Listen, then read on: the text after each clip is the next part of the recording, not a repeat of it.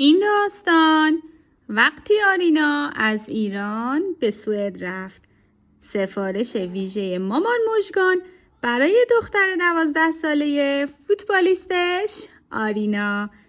داستان سرا کوداگو، تصویرگر نگار کلام اللهی.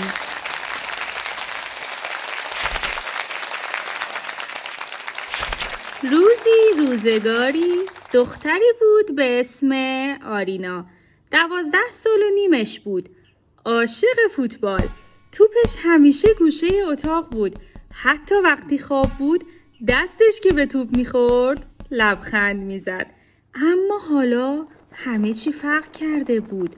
آرینا با مامان و باباش مهاجرت کرده بودن کشور سوئد. از یه خونه گرم تو ایران رسیده بودن به شهری جدید و سرد و غریبه. خونهشون قشنگ بود اما دلش خالی بود. مدرسهش مرتب و مدرن بود ولی آرینا هیچ دوستی نداشت. یه روز عصر کنار پنجره نشسته بود. توپش رو بغل کرده بود و یواشکی اشک میریخت. نه برای خونه قبلی، نه حتی برای مدرسه، بلکه برای زنگ ورزش، برای اون زمین خاکی که با تیمش تمرین میکرد، برای نیکی، برای رها، برای مربیشون که همیشه میگفت آرینا تو آینده تیم ملی دخترها هستی. اینجا هیچ کس نمیدونست اون با یه ضربه ساده چطوری گل میزنه. هیچ کس نمیفهمید وقتی میگه هی پاس بده یعنی چی، چون همه اینجا به یه زبان دیگه حرف میزدن. زبان آرینا فارسی بود. آرینا یاد مدرسه تهران افتاد. اون زنگ تفریح هایی که با بچه ها توی حیاط بازی میکردن. اون زنگ انشا که همیشه خدا موضوعش ورزش مورد علاقتون بود و معلمش با ذوق میگفت چقدر قشنگ نوشتی، تو آیندت خیلی روشنه. ولی حالا تو مدرسه جدید وقتی معلم اسمشو صدا زد همه برگشتن با تعجب آرینا رو نگاه کردن. اسمش هم اشتباه تلفظ کردن.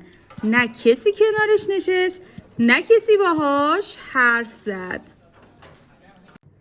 شب مامانش کنارش نشست و با دستای گرمش موهای آرینا رو کنار زد. گفت میخوای یه قصه برات تعریف کنم؟ قصه؟ من دیگه بزرگ شدم مامان. آره ولی این قصه فرق داره.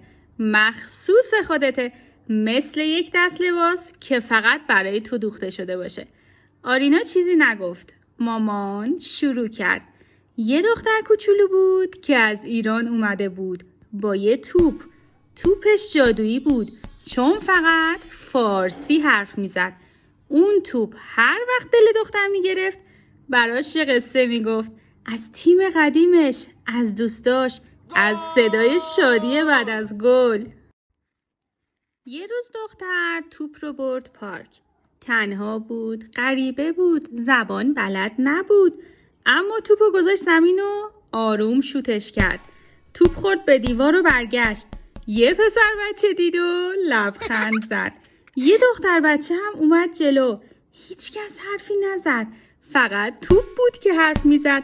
با هر پاس یه لبخند بیشتر تا جایی که یه تیم کوچیک شکل گرفت. یه تیم از بچه‌هایی که زبون همو نمیفهمیدن ولی با توپ، با بازی، با خنده دوست شدن.